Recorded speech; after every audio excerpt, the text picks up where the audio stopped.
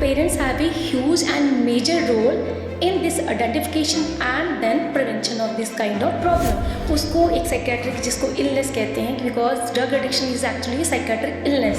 अपना बार बार जो स्मेल है उसको छुपाने के लिए एक्सेसिव परफ्यूम्स का यूज़ करना, हैंड वॉश का यूज़ करना, आई कॉन्टैक्ट अवॉइड करना शुरू कर देना, एंड देन हगिंग भी पेरेंट्स के साथ अवॉइड करना शुरू कर लेते हैं. Parents have to see this कि उनके घर में अगर बच्चे हैं तो उनको किसके पास छोड़ना है, किस राइट पर्सन के पास छोड़ना है. कभी ड्रग की तरफ देखना भी नहीं है, और अगर कोई कहीं पे सेवन कर रहा है इन चीज़ों का तो आपको उसकी तरफ जाना भी नहीं है. This is the only solution of this problem. उसमें एपिलेप्टिक सीजर्स हो सकते हैं, अदर सीजर्स हो सकते हैं, उनका लिवर डिस्फंक्शन हो सकता है, and sometime it can lead to death also.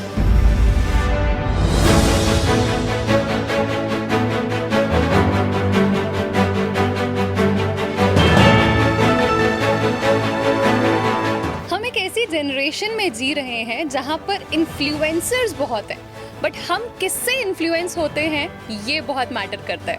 हाय, नमस्कार, मेरा नाम है श्वेतमा और आज directorate of information and public relations के इस खूबसूरत से इनिशिएटिव इंस्पायर का ये अगला एपिसोड लेकर मैं हाजिर हूँ. और आज मेरे साथ है डॉक्टर रचना, जो कि असिस्टेंट प्रोफेसर हैं GCW गांधीनगर में और क्लिनिकल साइकोलॉजिस्ट भी हैं. Welcome to the show ma'am. Thank you ma'am, thank you so much. तो मैम, मैंने इन्फ्लुएंस होने की बात की और आप एक ऐसे डोमेन में हो जहाँ पर अब यंगस्टर्स से इंटरेक्ट करते हो and obviously teachers are the biggest influencers. Drug abuse बहुत बढ़ चुका है. आप अभी के सिनारियो में, कॉलेज के एनवायरनमेंट में इसका कितना इम्पैक्ट देखते हो? India actually is the country यहाँ पे सबसे ज़्यादा यंगेस्ट पॉपुलेशन है as compared to many other countries. तो यहाँ पे यंगेस्ट पॉपुलेशन है, जो स्पेशली अडोलेसेंट जिसको हम कहेंगे, स्कूल से लेकर देन कॉलेजेस तक. तो इवन जो रिसेंट डाटा हमारा है, जो स्टडीज़ हुई हैं इंडिया में रिसेंटली, जो 2018 के बाद भी इवन जो स्टडीज़ हुई हैं, वो यही बताती हैं कि सबसे ज़्यादा जो ड्रग का अब्यूज़ हुआ है वो अडोलेसेंट ग्रुप्स में या यूथ में ज़्यादा है. सो आई थिंक कि अगर हमें किस तरह का भी कोई अगर अवेयरनेस प्रोग्राम कर रहे हैं या किसी तरह की बात कर रहे हैं ड्रग एडिक्शन से रिलेटेड, तो I think youth is the only population that should be targeted first as compared to the other group. क्योंकि उस पर ज़्यादा क्योंकि यंगेस्ट पॉपुलेशन ज़्यादा है, एंड अगर हम अर्ली प्रिवेंशन के साथ उनमें नशे का सेवन रोक लेते हैं तो India will be A successful advance develop country होने में इसका काफ़ी अच्छा रोल रहेगा. तो मुझे लगता है कि जब भी हम नशे की बात करें तो हमें यूथ को ही लेके सबसे पहले उनको मोटिवेट करना है, उनका मोटिवेशन लेवल देखना है, उनमें ड्रग अब्यूज़ के जो अवेयरनेस प्रोग्राम्स हैं उन्हीं से शुरू करने हैं, ताकि वहीं से रोकेंगे तो आगे प्रॉब्लम कभी होगा ही नहीं. अगर जस्ट एक कंपैरेटिव एनालिसिस समझना चाहें, गर्ल्स में और बॉयज़ में इसका कंजम्पशन कितना है?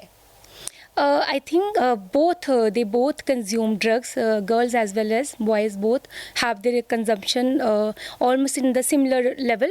But I think males की reporting is more as compared to girls, and that is the reason कि males में ज़्यादा जो cases हैं वो ज़्यादा आ जाते हैं सामने, और maybe they have more exposure for going outside the home, और females का कम वैसा access रहता है, तो males के पास ज़्यादा resources रहते हैं, तो maybe इसलिए उनके लिए ईजी एक्सेसिबिलिटी है, ईजी विजिबिलिटी है, तो maybe boys are more prone to take drugs as compared to girls. Ma'am, addiction जो शब्द है, हम कब किसी इंडिविजुअल को ड्रग एडिक्ट की पैरामीटर्स में मापते हैं? ड्रग एडिक्शन क्या है एक्चुअली में, ये साइकेट्रिक डिसऑर्डर है ड्रग एडिक्शन जो है. सो हम कब किसी को कह सकते हैं कि ड्रग एडिक्शन उसको है या नहीं है, तो हम एक मैनुअल फॉलो करते हैं जिसका नाम है diagnostic and statistical manual of mental disorders, and उसका जो रिसेंट वर्जन है दैट इज DSM-5 TR. सो उसके अकॉर्डिंग उसमें देयर आर 10 टोटल क्राइटेरिया, जिसको हम पॉइंट्स कह सकते हैं. It's easily available on net also. उसमें 10 क्राइटेरियाज़ हैं, और उन 10 में से अगर कोई 2 क्राइटेरिया भी मीट कर लेता है तो उसको हम कह सकते हैं कि the person is suffering from drug addiction, the problem of drug addiction. So सबसे पहले तो वो एक प्रॉब्लमेटिक यूज़ करना शुरू करेगा ड्रग का, एंड उसके बाद अगर वो ड्रग जब शुरू करता है, हार्मफुल यूज़ शुरू करता है उस ड्रग का सेवन करना, और उसके 1 ईयर के 12 मंथ्स के अंदर अंदर उसमें ये वाले 2 सिम्टम कोई पाए जाते हैं, लाइक उसको फ्रिक्वेंट परसिस्टेंट क्रेविंग्स होना, बार बार मन करना ड्रग को लेने के लिए, फिर अपने आप को रोक नहीं पाना, मतलब कोशिश करना कि मैं ना लूँ, इतनी ज़्यादा क्वांटिटी में ना लेके मैं कम क्वांटिटी ले लूँ, या मैं बिल्कुल ना लूँ, मगर वो अपने आप को रोक नहीं पाते हैं। फिर उसके बाद उनको क्रेविंग होना, देन रोक नहीं पाना। उसके बाद अपनी जो रोज़ की ड्यूटीज़ हैं, चाहे वो घर की हैं, फैमिली हैं, उनकी जॉब है, या स्कूल में अगर एडोलसेंट हैं स्कूल में हैं, उन रूटीन्स को पूरा नहीं कर पाना। एंड उसके बाद उनकी लाइफ में सोशल ऑक्यूपेशनल प्रॉब्लम्स होना, like absenteeism from school and job से एब्सेंट हो जाना, और उनके वहाँ से रिमार्क्स मिलना, उन चीज़ों का उनके कॉन्सिक्वेंसेस वहाँ तक पहुँचाना, लाइक ऑक्यूपेशनल हो गए, सोशल कॉन्सिक्वेंसेस हो गए, उनके फैमिली रिलेशनशिप्स ख़राब हो रहे हैं। ये चीज़ें जब होना शुरू हो जाती हैं, उसके नेक्स्ट है कि इन सब चीज़ों के होने के बावजूद भी वो अपने आप को नहीं रोकते हैं। This is again one symptom. And कभी कभी तो फिज़िकल हज़ार्डियस कंडीशंस का पता है कि ड्रिंक एंड ड्राइव जो है हार्मफुल होगा, उसके बावजूद भी ड्रिंक एंड ड्राइव करना। एंड नेक्स्ट इज़ टॉलरेंस, कि जैसे जैसे वो सेवन करना शुरू करते हैं, अब उनको धीरे धीरे पहले जो एक छोटा अमाउंट उनको चाहिए होता है सेटिस्फैक्शन के लिए, धीरे धीरे उनका टॉलरेंस बढ़ जाता है, वो उनको हाई अमाउंट चाहिए वही इनिशियल प्रेशर लेने के लिए। तो ये टॉलरेंस भी उसका एक पॉइंट है। And then last is withdrawal symptoms, और फिर उनको विड्रॉवल सिम्टम्स का भी होना जब उनको नशा नहीं मिलता है, जब उनकी नीड्स पूरी नहीं होती हैं। And withdrawal symptoms can range from mild to severe. Mild जैसे इनका मूड का लो हो जाना, मूड अपसेट हो जाना, इरिटेशन होना, या किसी काम में रूटीन में मन नहीं लगना, से लेके उसमें एपिलेप्टिक सीजर्स हो सकते हैं, अदर सीजर्स हो सकते हैं, उनका लिवर डिस्फंक्शन हो सकता है, and sometime it can lead to death also. So इतने उनके इनमें से कुछ भी तरह के विड्रॉवल सिम्टम्स का होना, this is a list of 10 those categories criterias. इनमें से किसी को अगर 2 भी सिम्टम होते हैं with in the period of that 12 months, तो हम कह सकते हैं the person is suffering from substance abuse. Ma'am, आपने ये जो सिम्टम्स समझाने की कोशिश की, मुझे लगता है कि अगर कोई फैमिली मेंबर है जिसका हमें थोड़ा अनयूजुअल बिहेवियर नज़र आ रहा है ना, और हम समझना चाहते हैं कि कहीं हमारा वो फैमिली मेंबर ड्रग अब्यूज़ में तो नहीं चला गया, तो आई थिंक ये पैरामीटर्स हेल्प करते हैं आइडेंटिफाई करने में। यस मैम, इवन मतलब साइकेट्रिस्ट जो हैं वो ICD एंड DSM-5 इनमें से ही जो क्राइटेरियाज की लिस्ट में से ही सिम्टम के बेसिस पे ही दे डायग्नोज कि the person is whether suffering from a substance abuse problem और नॉट, कि वो है या नहीं है।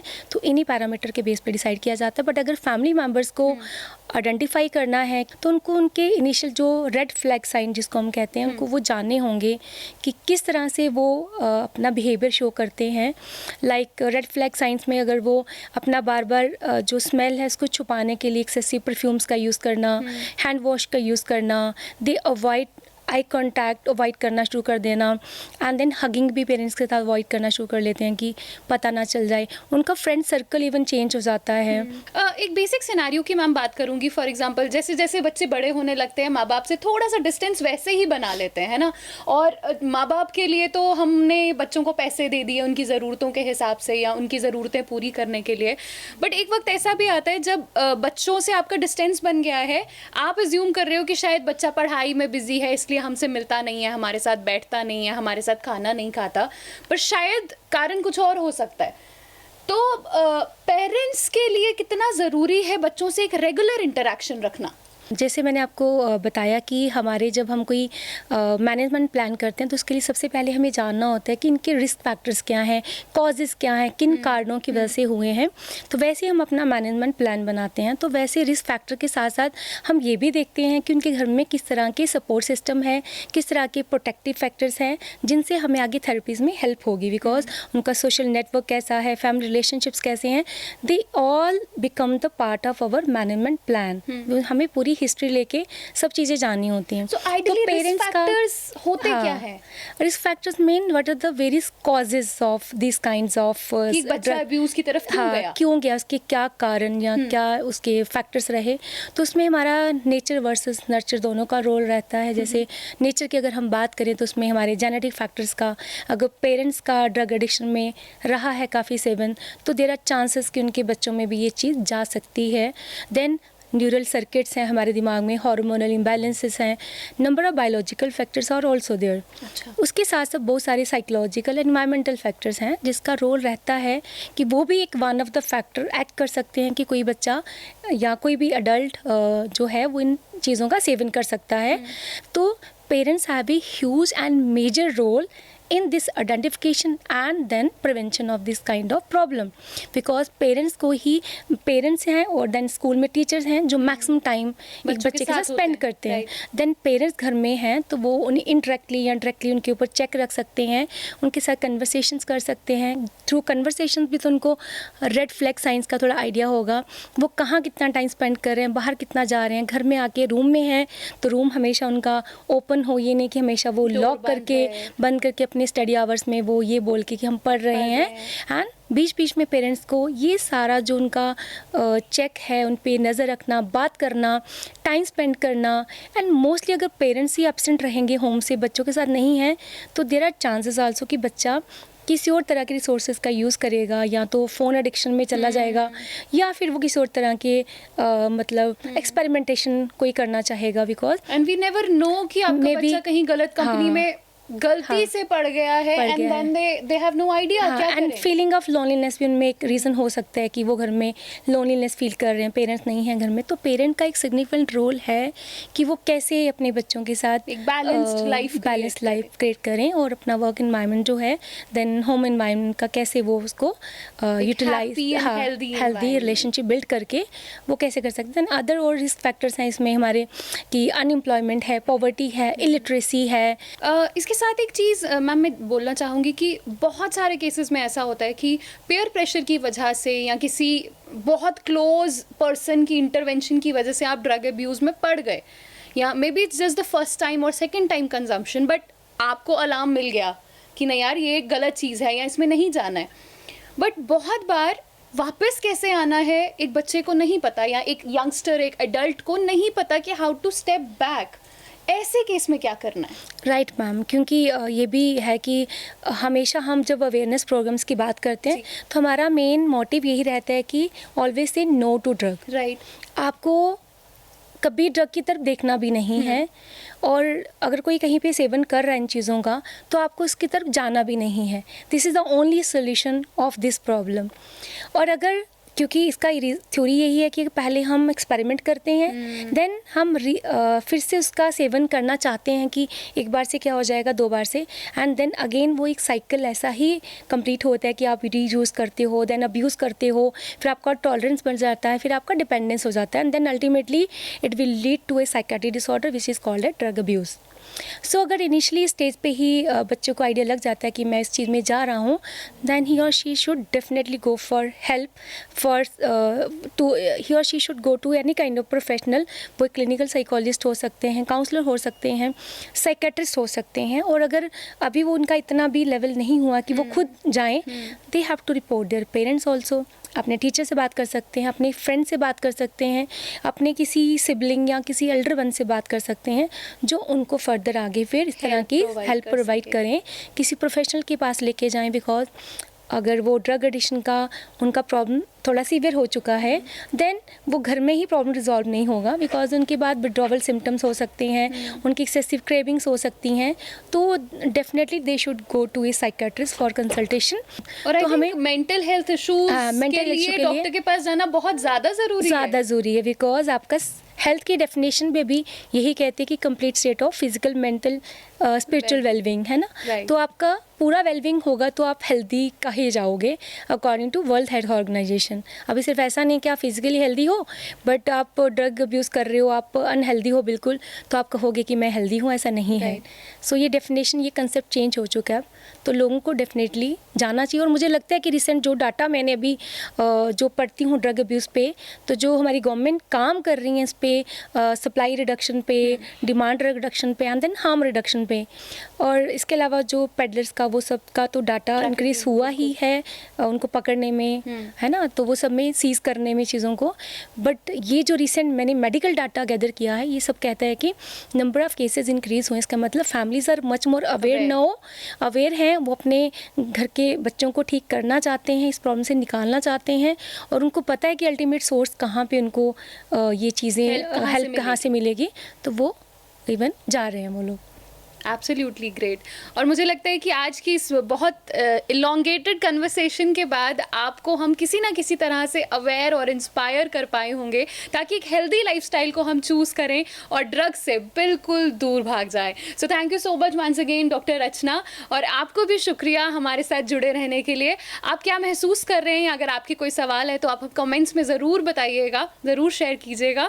Thank you so much once again for watching this beautiful initiative inspire, an initiative by Directorate of Information and Public Relation. मेरा नाम है श्वेतिमा। Thank you.